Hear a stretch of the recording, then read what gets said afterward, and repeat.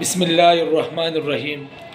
ایک شخص نے سوال کیا کہ مجھے کسی نے بتایا ہے کہ اگر کھانا کھا کر خلال نہ کیا تو اس نے اپنے اوپر ظلم کیا، اور پھر خلال کر کے کلی نہ کی تو اس نے حضور صلی اللہ علیہ وسلم پر ظلم کیا کہ ایسا کوئی گناہ ہے کہ نہیں خلال نہ کرنا کلی نہ کرنا؟ تو اس کا جواب یہ ہے کہ کھانا کھانے کے بعد کلی کرنا اور اگر دانتوں وغیرہ میں ریشہ ہو خلال کرنا یہ مستحب عمل ہے۔